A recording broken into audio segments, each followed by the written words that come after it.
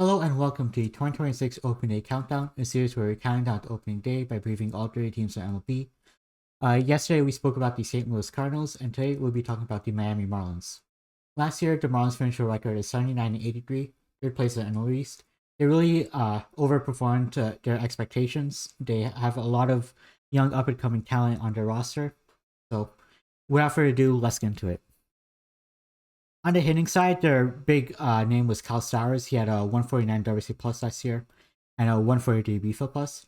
He's someone who really came out of nowhere because if you look at his 2024 stats, he had a 35.4% K rate and just a 68 WC plus. But he really cut down the Ks, started walking a bit more, hitting more barrels, and so that really has helped him break out as a hitter.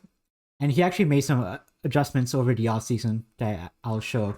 That is really like why he broke out. So with the Orioles, you can see his bat is very parallel to the ground, like it's very sideways, hands like behind his head.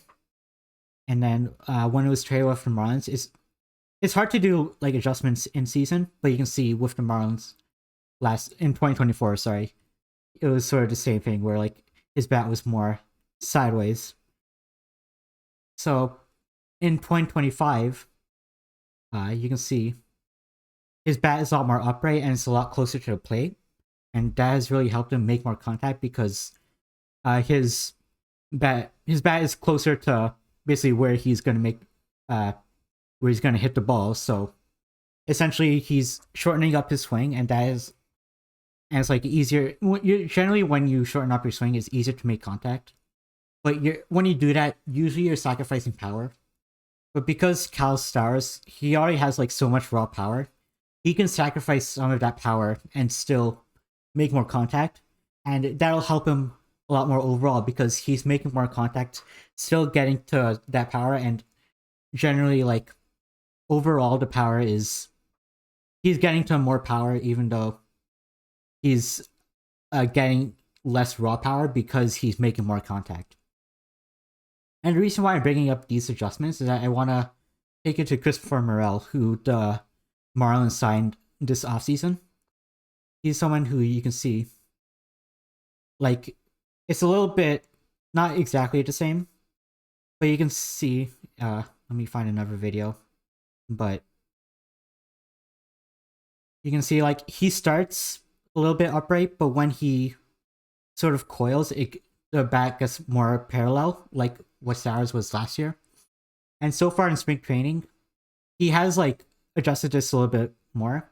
You can see it's a little bit more upright, not as much as Stowers, of course, but still like a little bit closer to the plate. And I think this is why I think Morel is going to be a big breakout candidate this year, because Morel, you can see like a very high K rate, not much walks, still getting to a little bit of power, but overall a below average hitter. But he's someone who is sort of getting to his contact more. If I pull up his contact rate in spring training so far, it's 77.8% so far. And for comparison, last year with the Rays, it was at 63.6%. So it's getting to a lot more contact. The results haven't really been showing up in spring training. He's someone who I think can really break out in a large sample in the majors. So yeah, Christopher Morel, big breakout pick for me. But yeah, moving on. Obviously, Ramirez and Otto Lopez, two more guys who I think can improve their hitting next year, but that's just based on BFIP plus. Their WC plus were below average, but BFIP plus has them as above average hitters. So there's someone who I think can possibly regress. Liam Hicks as well, but it's a little bit more subtle, but again, like BFIP plus is a bit higher than him. And then Jacob Marcy, he had a small sample in the majors, but he really hit well. A 133 WC plus. But BFIP plus is actually a bit lower on him because he doesn't really hit for that much power. And the second walk rates are good, but not great. So he's sort of like more of like an average hitter, according to BFIP plus. Yeah, that's what I have for the Marlins offense. Like you can see the team splits. Like Cal Stowers, he was pretty good against both righties and lefties. Again, like he wasn't as good against lefties, but still above average according to BFIP plus. But yeah, a pretty good offense, I'd say. Not the best, obviously. But onto the pitching. The Marlins traded off a couple of their rotation arms. They traded Edward Cabrera to the Cubs and Ryan Levers to the Yankees. But they still have some good depth in the rotation. Like, they have Uri Perez, who I think can put up a great full season this year. 4.25 ERA, 362 BFIP. So yeah, very good arm. He has great stuff. The strikeouts, doesn't walk too many guys. Max Meyer, he's someone who struggled, but BFIP says he's like more average. He's someone who he struggled with injuries. Like, I think maybe his future is in the bullpen, but the peripherals are still good in the rotation. So I think you still give him another shot in that rotation. And then Jansen Junk, another guy who like really sort of broke out a bit. You can see like not a ton of walks at all, not a ton of strikeouts either. But yeah, like ERA was average, BFIP was average. He's sort of an average, sort of like back end arm in that rotation. And then Sandy Alcantara, you're sort of hoping for a bounce back from him. He gave you a ton of innings, but sort of struggled again with, you can see like all these guys, a barrel per 9, like above 2 is like not too great. So they're giving up a ton of barrels this whole rotation. And Alcantara isn't no exception, like 5.36 ERA, but BFIP is a little bit higher on him, but still worse than average. So yeah, just a solid rotation. And onto the bullpen, they have some good bullpen arms. Like Ronnie Enriquez, he's out for the year, so like he's not gonna factor in. But they did sign Pete Fairbanks, who's probably gonna be their closer. 2.83 ERA, 302 BFIP, just a very good arm for that bullpen. Calvin Fauché, he's another back end of the bullpen arm. 328 ERA, 342 BFIP. They're just two very good arms. And then also Tyler Phillips, he's not as good according to BFIP, but he still had a good ERA last year, and I believe he's also making some adjustments this offseason. Yeah, let's get into the predicted lineups. At catcher, I've always seen Ramirez there every day. I think he's not great defensively, but he's someone who you sort of want to get the reps behind the dish, just like improve his defensive numbers.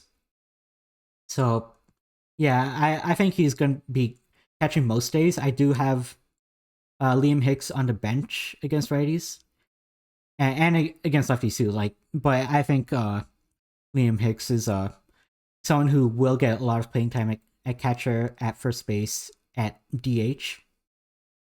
And then first base, I have Christopher Morel. Again, he's someone I really think can break out this year. I know the peripherals don't suggest that, but he, because of the swing adjustments, he's making more contact, still getting to decent power. So yeah, I think with that swing adjustment, he could really break out this year. I know he's been like Griffin Conine has also like been getting some reps at first base, and they're sort of like competing for the first base job. And I believe Daniel Roster Resource has Griffin Conine as more of like a strong side platoon, and then Morel is a short side platoon. But I think Morel is someone who will be playing every day. And then second base and shortstop, Xavier Edwards and Otto Lopez. This time last year was actually Xavier Edwards at shortstop and Otto Lopez at second base, but Xavier Edwards, he was pretty bad defensively, and Otto Lopez is actually pretty good defensively. So they ended up switching mid-season, and that turned out well because Edwards was better defensively at second base, and Otto Lopez was still good defender at shortstop. Offensively, again, Otto Lopez is someone who I think can bounce back. Edwards, not that great by BFIP plus. He's someone who really like has no power, so that's why BFIP plus is low on him. But he's someone who can really like put the ball in play and sort of like manipulate BABIP to his favor, if that makes sense. And so that's why Edwards is someone who I think could probably outperform BFIP. But again, like no guarantee. Like he's also someone who I think was good, a little bit streaky from month to month, and that's really affecting numbers. So at third base, I have Graham Pauley. I believe Connor Norby is the third baseman on like projected starting to based on Fangraphs. I actually have him on the bench. I think it could be a platoon. Like if you look at the numbers against righties, it's pretty much similar. 87 BFA plus for Pauly, 84 for Norby. But against lefties, it's small sample for Pauly because he was really like platoon, but he was pretty good, and Connor Norby was like sort of not that great. But I think one more thing you have to consider is the defense, and Pauly is a much better defender than Norby. So that's why I have Pauly as the everyday third baseman. But I can see the argument of like having a platoon of Pauly against righties, Norby against lefties. Yeah, in the outfield have Cal Stowers in left and Jacob Marcy in center.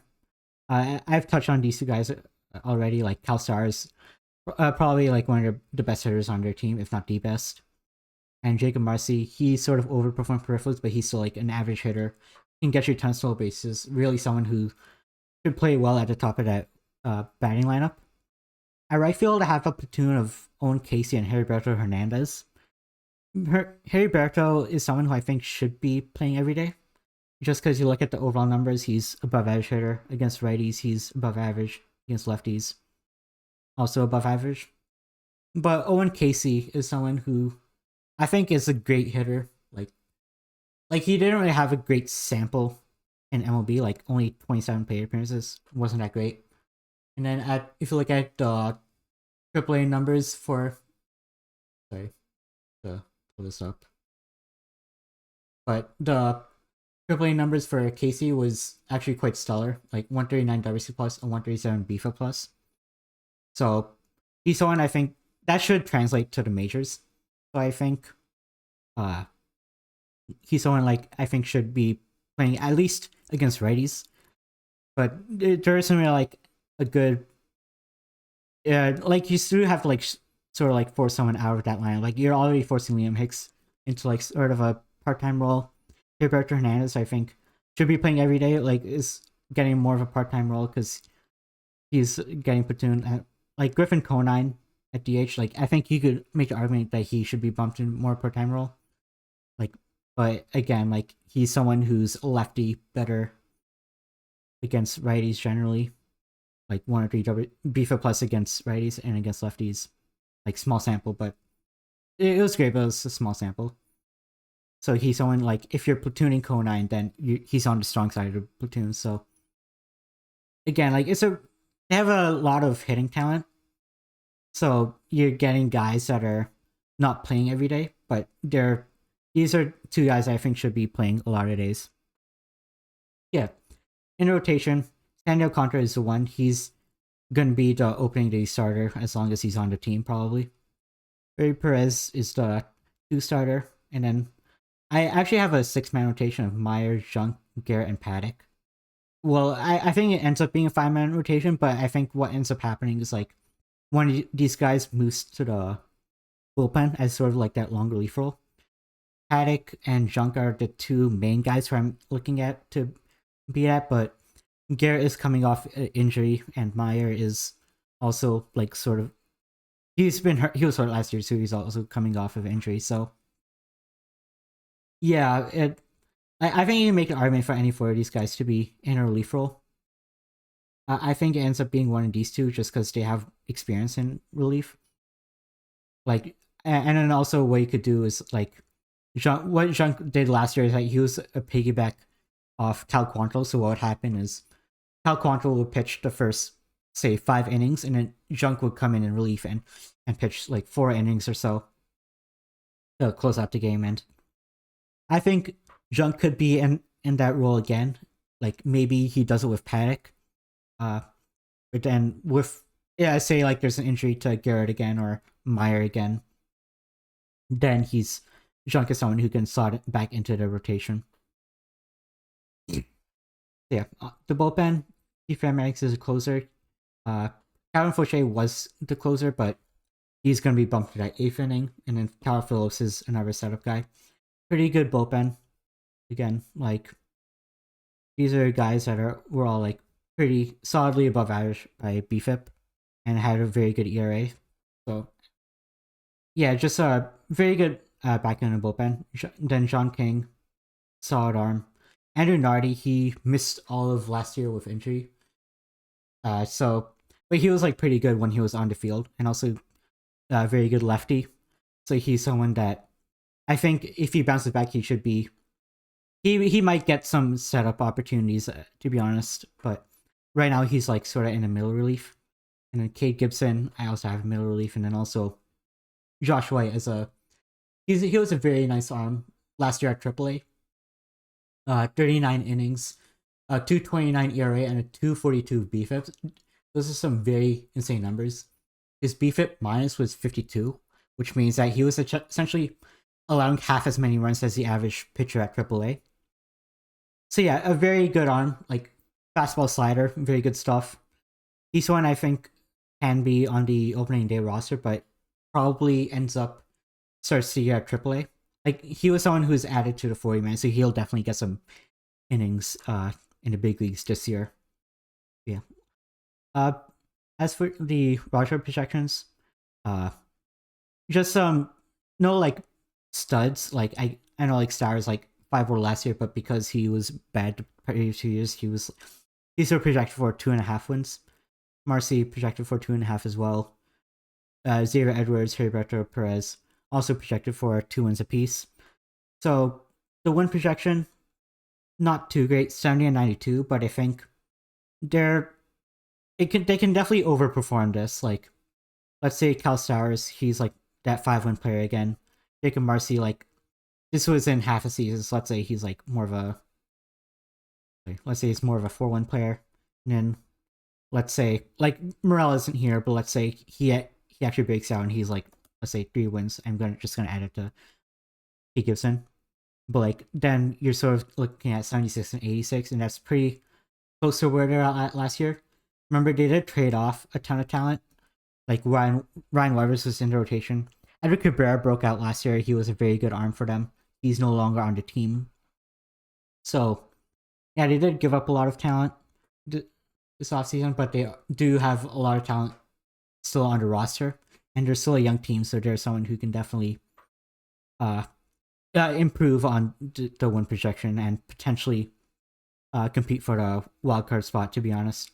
Like, I know, like, 70-92, one of the worst projections in the game, but again, like, they're better than the Nats. Like, you look at... Sorry, let me look at the division, and at least. Like, the Braves are projected for 88 wins, but they're a team that has lost a lot of talent. I know also, like, they did lose Profar as well due to this 162 game suspension, which I didn't cover because when my Braves video came out, it was before the suspension. So they could be losing a couple wins. The Phillies are not crazy high on, so they could lose the wins. Like I think they're an Asian team, so they could definitely lose some wins. And also the Mets, like they missed the playoffs last year, so they could also be below this projection. So that these teams, if they all like go below this projection, which is definitely possible, the Marlins can definitely gain some wins there and potentially compete for a wildcard spot. Yeah, that's what I have for the Marlins. Thank you for watching, and goodbye.